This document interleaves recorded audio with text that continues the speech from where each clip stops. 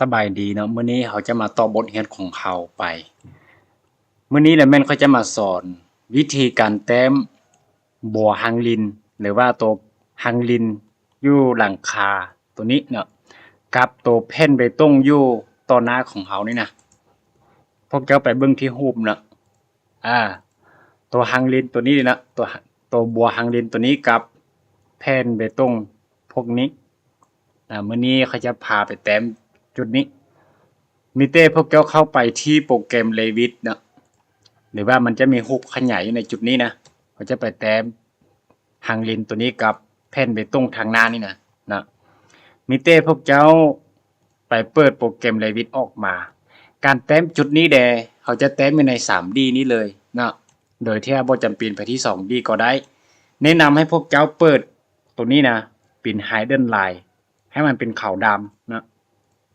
เพื่อเราสังเกตพวกชิ้นตัวนี้ง่าย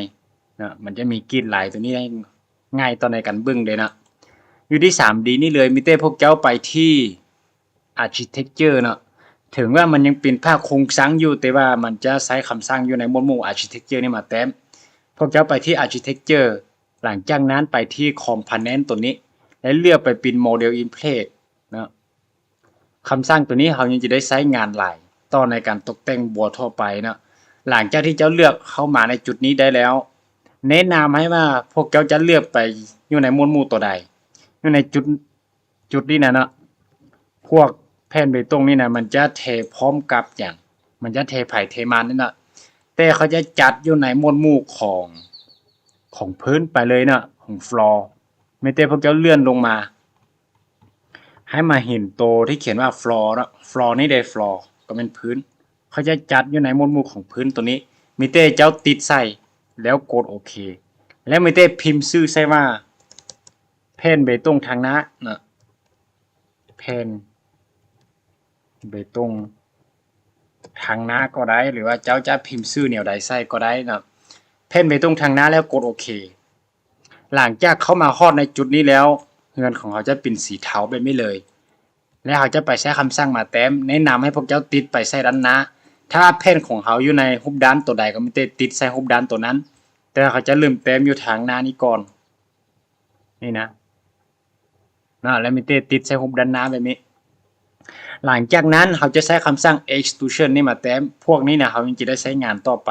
แล้วเขาจึงสอนไปนะมื้อนี้เขาจะใช้เป็น extrusion นี่ก่อนมีติดใส่ extrusion หลังจากนั้นไปที่ set เจ้าต้องได้ไปกำหนดหน้าเพียงของมันใช่ป่ะจะไปแต้มติดเป๊ะใส่จุดใดไม่ได้ติดใส่พิษแผ่นหลังจากนั้นซูมไปใกล้ๆเนาะถ้าว่าเจ้าเลือกบึ้งอยู่ใน 2D ไว้ไม่บ่ได้นะแนะนำให้ไป 3D ตัวนี้ติดให้ได้หน้าเพียงของเสาหรือว่าคาน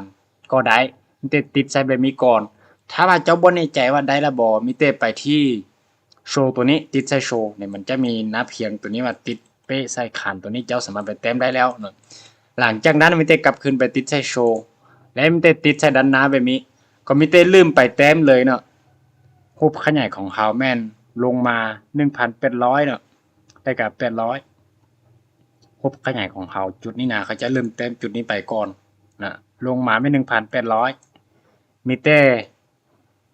เอาไปแต้มเลยนะมิเตใช้สิ้นลายทั่วไปนี่มาแต้มเลยพวกสิ้นทั่วไปอยู่ถึงนี่นะเนาะมิเตติดใช้สิ้นลายเขาจะใช้สิ้นลายมาแต้มแล้วลืมจากจุดนี้ไป 1,800 1,800เจ้ามีแต่มาวางเซตแถวนี้ได้พิมพ์ใส่เลย 1,800 กด enter แล้วงอไปเบื้องนี้800ติดใส่แล้วออกคำสั่งไปก่อนนะถ้าจะออกไป2เทื่อก็ได้แบบที่ออกไปทางเบิดก็ได้แล้วจึงไปติดใส่เส้นลายนี่มาแต้มไม้ใส่ก็ได้มาฮอดจุดนี้มันงอไปใส่ 1,800 ก็มีแต่พิมพ์ใส่เลย 1,800แล้วงอไป800แบบนี้หลังจากนั้นออกคำสั่งใส่มันนะและคือมันยาวเติบนะเพราะมันยาวเท่าจะไปกดสอบบึงจุดนี้บึงดู 1,800 มันจะลงมาแล้วบึงที่รูปด้านบึง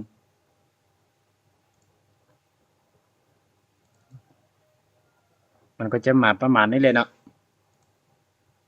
มันก็จะมาไกลนิดนึงแบบนี้ ก็บ่เป็นหยังนะมีแต่ถ้าพวกเจ้าบ่มักให้มันมาหลายซ้ำนี้ก็มีแต่ไปแปลงใส่ก็ได้เนาะแล้วการไปแต้มเส้นโค้งตัวนี้เด้ก็มีแต่ไปใช้เส้นโค้งตัวนี้มาแต้มใส่เส้นโค้งตัวนี้มีแต่พวกเจ้าติดใส่แล้วไปติดใส่จุดนี้และไปติดใส่จุดนี้เนี่ยมันจะโค้งได้แบบนี้แนะนำให้พวกเจ้าโค้งแบบที่ว่าให้มันไปสุดมุมนี้เลยแล้วมีแต่ติดใส่นะมันก็จะได้แบบนี้นะหรือว่าความสูงของรูปด้านบ่ได้ซื่อๆเนาะมันนึงเขายังไปกดสอบอีกเทื่อนึงและมีแต่ได้ประมาณนี้แล้วเนาะและเจ้าอยากให้มันหนาส่ำใดก็มีแต่ติดเข้าไปเนาะเขาอยากเทประมาณ10 เซนแล้วเจ้าพิมพ์100ใส่ลองเบิ่งลองกดหมายทึกใส่มัน100แล้วมันจะออกมานอกแบบนี้มีแต่ลบ100ใส่ลบแล้วมันจะเอามาออกมามันจะทะลุเข้าไปในแบบนี้ให้พวกเจ้าพิมพ์ค่าลบแบบนี้ใส่นะพิมพ์ค่าลบแล้วลองติดหมายทึกออกไปเบิ่งที่ 3D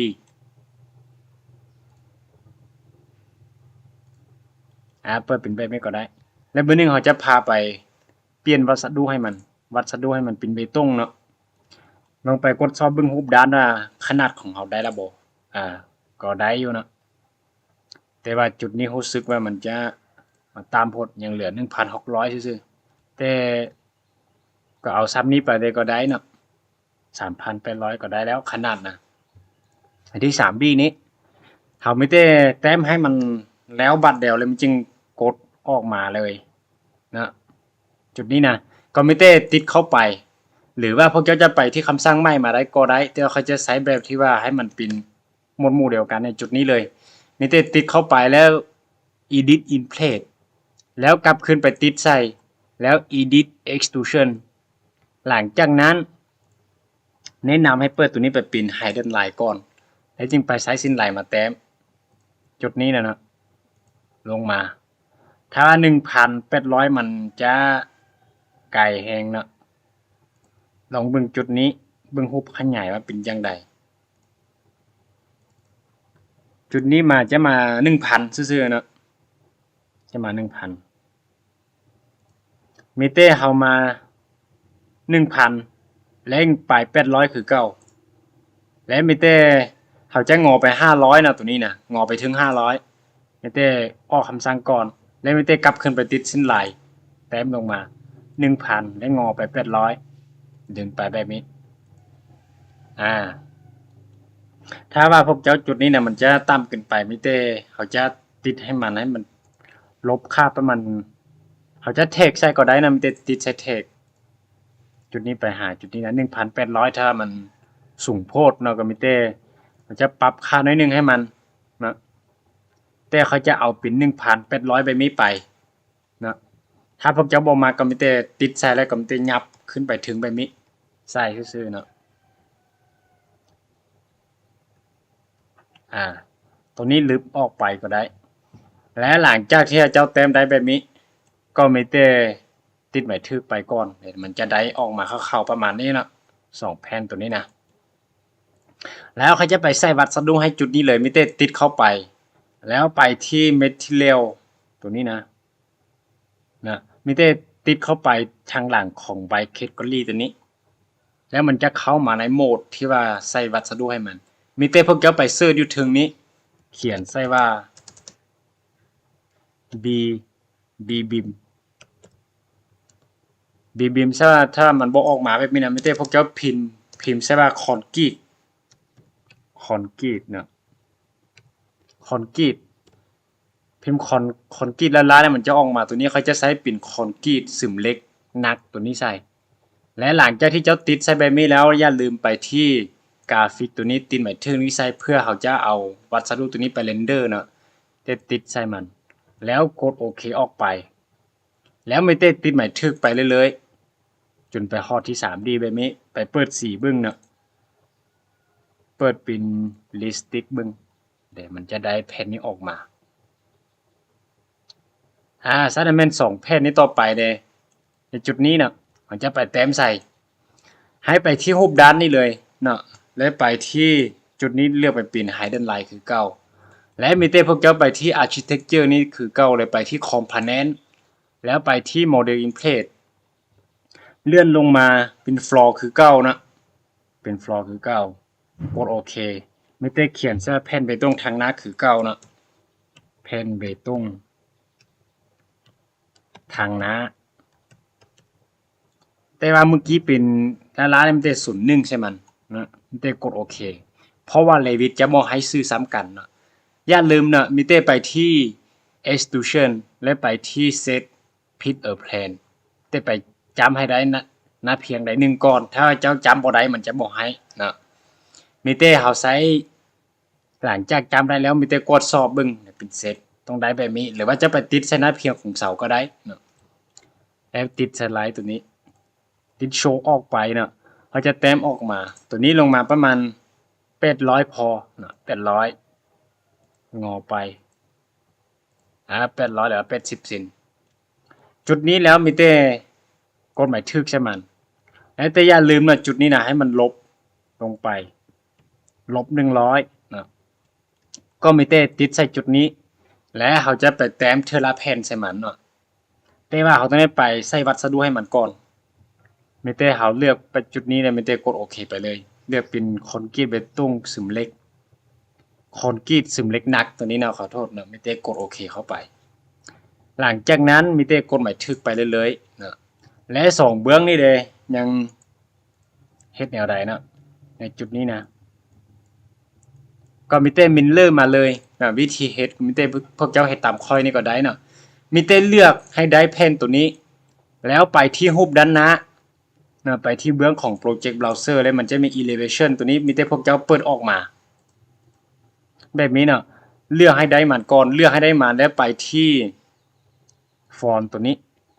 เฮามีแต่ไปใช้คำสั่ง Mirror ไปเลยคำสั่ง Mirror ตัวนี้ก็แม่นตัวอย่างว่าจุดนี้เป็นจุดเซนเตอร์เนาะแล้วเจ้าแต้มได้วัตถุใดหนึ่งอยู่ในจุดนี้แล้วเจ้าอย่า Mirror ให้ไปอยู่ใน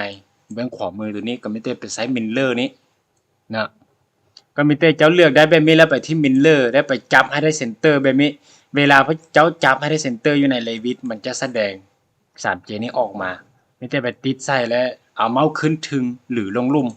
มันจะไปเบื้องนี้เลยนะไปเบื้องที่ 3D ได้มันจะไปเบื้องนี้เจ้าสามารถบึกเปิดไปเป็นลิสติกได้มันจะได้2แผ่นนี้แล้วเนาะมีแต่เจ้าจะมินเลอร์ไปเบื้องนี้ได้มีแต่เลือกให้ได้2ตัวนี้และกลับคืนไปที่รูปด้านหน้าและไปที่มินเลอร์จับให้ได้เซนเตอร์จับให้ได้ 3J ตัวนี้ติดใส่แล้วเอาเมาส์ขึ้นไปถึงหรือลงลุ่มก็ได้แต่มันจะไกลไปในจุดนี้นะเนี่ยมันจะไกลไปน้อยนึงไปมีนะและเจ้าจะใช้วิธีที่ว่า Ctrl Z เนาะแล้วเขาจะไปมินเลอร์ใหม่ก็ได้หรือว่าจะไปมุฟก็ได้แต่เขาจะไปมินเลอร์ใหม่เลยไปที่รูปด้านหน้าเมื่อกี้จับบ่ได้เซนเตอร์ซื่อๆเนาะลองเบิ่งไปที่ 3D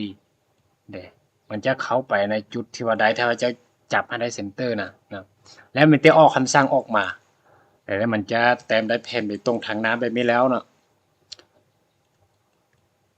มีแต่เขาจะไปเต็มต่อในเรื่องของตัวหางลิ้นบัดนี้นะการแต้มหางลิ้นแดก็บ่ยากปานใดเนาะมีแต่พวกเจ้าไปแต้มนำค่อยนี่เนาะเขาก็มีแต่ไปที่ Model in Place คือเก่านี่แหละแต่ว่าจะบ่แม่นอยู่ใน 3D นี่แล้วเนาะมีแต่มันเป๊ะกับ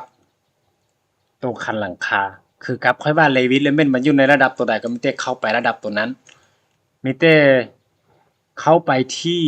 เบื้องของ Project Browser เนาะแล้วไปที่หมวดหมู่ Structural Plan ตัวนี้แล้วไปที่ระดับคันหลังคามีแต่ติดส่งเทื่อเข้าไปในเนาะหลังจากนั้นเขาจะไปเต็มอ้อมใส่คานตัวนี้เด้นะมีแต่ไปที่ Architecture นะแล้วไปที่ Component แล้วไปที่ Model in Place คือเก้าเลยแต่แผ่นตัวนี้เวลาไปเทนะมันจะเทพร้อมกับคานเลยแนะนำให้พวกเจ้าเลือกให้มันอยู่ในหมวดหมู่ของคานอยู่ใน Revit ตัวนี้มันจะอยู่ในหมวดหมู่ Structural Framing ตัวนี้นะมีแต่ติดเข้าไปแล้วเจ้ามีแต่กดโอเคและเขียนชื่อใช่มันชื่อตัวนี้แนะนำให้ใส่ไปว่าฮังลินเนาะฮังลินบสลฮังลินบสลก็คือบสลก็คือเบตงสมเล็กเนาะไม่ได้กดโอเคเข้าไปหลังจากนั้นเมื่อกี้นะ เขาจะแต้มใส่หน้าเพียงใดนึงแม่นเขาใช้ extrusion แต่ว่าตอนนี้เขาจะให้มันแล่นอ้อมไปตามคันหลังคาของเขามีแต่เขาใช้สวีปตัวนี้มีแต่พวกเจ้าติดใส่สวีปแล้วไปที่สเก็ตภาคเขาต้องได้ไปกำหนดให้หางลินตัวนี้ลากไปตามก้อนมีแต่พวกเจ้าจะลืมเต็มจากจุดนี้ไปให้มันมีปุ่มตัวนี้ออกมาจึงถือว่าได้เนาะแนะนำจุดนี้นะต้องออกคำสั่งบ่ต้องไปเต็มต่อเนาะต้องออกคำสั่งแล้วมีแต่ไปติดใส่สิ้นบนได้เรื่อยๆดึงไปให้มันฮอดจุดนี้แล้วจึงกลับคืนไปติดใส่สิ้นลายไปเต็มต่อไปเนาะเต็มอ้อมคันหลังคาของเราไปเลย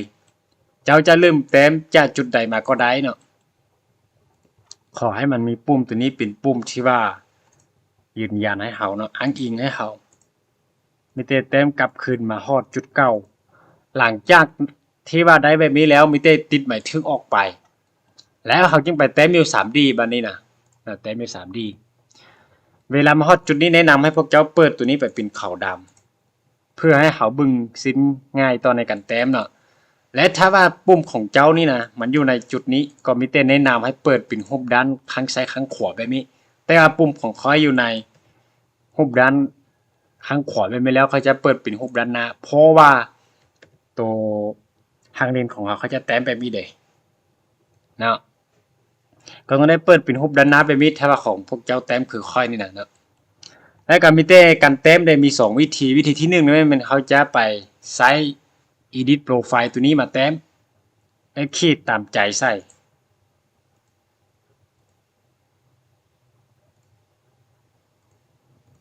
ขีดตามใจใส่แบบนี้เจ้าอยากได้สิ้นงอมแนวใดก็ไม่ได้ขีดตามใจใส่แล้วมันได้กดหมายถึกใส่มันแล้วมันจะมีหางเรียนตัวนี้เล่นไปตามเลยนะการขีดแบบนี้ก็ไม่ได้ติดหมายถึกไปเรื่อยๆก็ได้แต่ว่าวิธีที่เขาจะสอนมาแม่นตัวอย่างว่าเขาติดหมายถึกไปเลยไม่ได้แล้วเลยมันจะได้หางเรียนตัวนี้ออกมาแต่วิธีเขาจะสอนในมื้อนี้เลยมันเขาจะมีตัว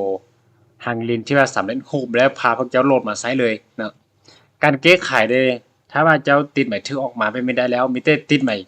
ติดเข้าไปในหางเรียนตัวนี้แล้วไป edit in place ติดเข้าไปแล้วกลับคืนไปติดใส่บัวตรงนี้แล้ว edit sweep ติดเข้าไปแล้วก็มีแต่กลับคืนไปติดใส่บัวตัวนี้หลังจากนั้นเนาะก็มีแต่ไปที่โหลดโปรไฟล์นี้เลยติดใส่โหลดโปรไฟล์แล้วมันจะถามหาโปรไฟล์ที่เจ้ามีอยู่ในจุดนี้และแนะนำให้พวกเจ้าไปซอกหาโฟลเดอร์ที่ค่อย copy ให้นั้นไม่ได้เข้าไปตามค่อยนี่นะไปที่ template ลงตัวนี้แล้วติดเข้าไปในแล้วไปที่โฟลเดอร์01 family ติดเข้าไปตึมแล้วไปซอกหาให้ได้ตัวเขียนว่าโปรไฟล์อยู่ใส่นะโปรไฟล์ตัวพี่นี้โปรไฟล์อยู่ในจุดนี้ติดเข้าไปในโปรไฟล์แล้วตัวที่ว่าเขาจะเกี่ยมมาแล้วอยู่ใน for workshop ติดเข้าไปตึมและตัวนี้เลยนะตัวเขียนว่าการทราบตัวนี้นะนี่เต้ติดเข้าไปติดใส่แล้วกด open ออกมาเนาะเวลาที่เจ้า open ออกมาแล้วมันจะมาปรากฏตัวอยู่ในใบสเก็ตมิเต้ติดเข้าไปในใบสเก็ตแล้วเลื่อนลงมาส่วนไหลมันจะไปอยู่ลุ่มสุดนี้เลยและมันจะมีชื่อว่าการทราบตัวนี้นะมิเต้ติดใส่ใบสเก็ตได้เลื่อนลงมาแล้วเรียกใช้การทราบตัวนี้มันจะออกมาแบบนี้เลยเขาจะใช้ไปตัวนี้นะแล้วจุดนี้นะเขาต้องการให้มันปิ้นไปเบื้องนี้จึงถึกนะมีแต่พวกเจ้าไปติดใช้ฟีดตัวนี้เนี่ยฟีดแล้วมันจะปิ้นไปมาแบบนี้หลังจากนั้นนะให้มันลุดลงมาไปอยู่กองขานคือกับเมื่อกี้เขาแต้มนะต้องได้มีการพิมพ์ค่าใส่มันจะมีค่าอิทค่าไว้ก็คือสิ้นแสดงตัวนี้ก็เป็นค่าอิทตัวนี้ก็เป็นค่าไว้เบื้องนี้ก็เป็นลบเบื้องนี้ก็เป็นลบเบื้องนี้ก็เป็นบวกเบื้องนี้ก็เป็นบวกก็มีแต่เอาไปพิมพ์ค่าอย่างให้มันขึ้นไปถึงลงไปลุ่มไปมีเซนอ่ะมันจะอิงใส่คานหลังคาของเจ้าเวลานี้นะก็มีแต่เอาไปพิมพ์ค่าลบใส่ค่าไว้นี่แล้วมันจะลุดลงมาแล้วมีแต่ไปพิมพ์ลงไปพิมพ์ใส่มันจะอิงตามคันหลังคาของเขาคันหลังคาของเขา350ลบ350ให้มันจะลงมาแบบนี้เลยหลังจากที่ลงมาแบบนี้แล้วมีแต่ออกคำสั่งก่อนกดออกคำสั่งแล้วมีแต่ติดหมายถึกแต่มันจะอ้อมเงินของเขาแบบนี้ไป แล้วเจ้าจะใส่วัสดุให้มันตอนนี้เลยก็ได้เขาจะใส่วัสดุไปเลยมีเต้ไปที่เมทิเลียลตัวนี้และติดใช้ใบคิดกอลี่หลังจากนั้นมันยังจื้อคำสั่งเมื่อกี้เขามาเลือกเท่านึงมีเต้เลือกไปเป็นคอนกรีตซึมเล็กนักตัวนี้ไปเลยติดใช้มันและติดหมายถึกนี้ใส่เนาะแล้วกดโอเคกดหมายถึกไปเรื่อยๆและเปิดสีออกมาเดี๋ยวมันจะมีแผ่นตัวนี้ออกมาแล้วนะหรือว่าวิธีที่ว่าพวกเจ้าง่ายที่สุดนะเขาบ่จำเป็นใช้สเก็ตมือแต้มเมื่อกี้เขาจึงสังเกตบึงเขาจะแต้มอีกทีนึงให้บึงนะไม่เต้ให้ลบออกไปเลยและไปที่ระดับหลังคาและไปที่ Architecture ไปที่ Component ไปที่ Model Plate แล้วไปที่ Structural Framing เนาะบัดนี้เขาจะไปไวๆแบบที่ว่าเขาบ่ได้สเก็ตแล้วมันจะบ่มีตัวใดมาสับสนนะเนาะหางลินบสลแบบนี้แล้วกดโอเคไปให้ใช้สวิปไปเลย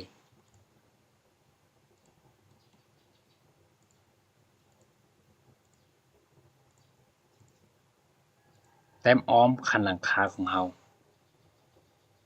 แนะนำจุดนี้นะต้องให้ดึงมาฮอดจุดนี้สิ้นตัวนี้ก็คือสิ้นที่ว่าสิ้นบุนดัลลี่ที่พาบัวตัวนี้เล่นไปตามเนาะมิเต้กดหมายทึกได้ไปที่ 3D และมิเต้เปิดไปเป็นขาวดำหลังจากนั้นมิเต้เขาบอกไปโหลดแล้วเนาะเมื่อกี้นะมันจะจื้อมาเลยไปที่ใบสเก็ตเดือนลงมาเลยติดใช้กันซากและเขาอยากให้มันปิ้นเบื้องก็มิเต้ติดใช้ฟิตและก็มิเต้เมื่อกี้นะค่อยแต้มตัวใบสเก็ตแล้วมันจะมีตัวมาบางได้ซับซ้อนน้อยนึงแล้วเขายังพามาแต้มอีกทีนึงเนาะมิเต้ติดใช้มันแล้วไปพิมพ์ค่าใส่มัน-350เนี่ยมันจะลงมาแล้วเวลาไปเทเนี่ยเขาจะเทพร้อมกับคานตัวนี้ความหนาของมันประมาณ10 เซนนี่เลยเนาะตัวนี้นะมิเต้ติดหมายถึกเนาะติดหมายถึกแล้วเขาต้องได้ไปใส่วัสดุใส่มันก่อนค่อยออกไปมิเต้ไปที่ใบเคสกอลี่นี้ติดใส่วัสดุที่เราจะต้องการใส่แล้วมิเต้กดโอเคให้ติดหมายถึงออกไปวิธีนี้ก็คือแบบที่ว่าเขาบ่จำเป็นไปขีดแต้มตัวใบสเก็ตเมื่อกี้นี่ไปก่อนเนาะและวิดีโอตัวนี้นะหลังจากที่เจ้าแต้มได้ประมาณนี้แล้วมิเต้เซฟไว้เนาะและเขาจะไปเจอกันใน EP ต่อไปก็คือไปแต้มหลังคาใส่เนาะเซฟไว้นะไฟล์ของเรามิเต้กด Ctrl S ไว้แบบนี้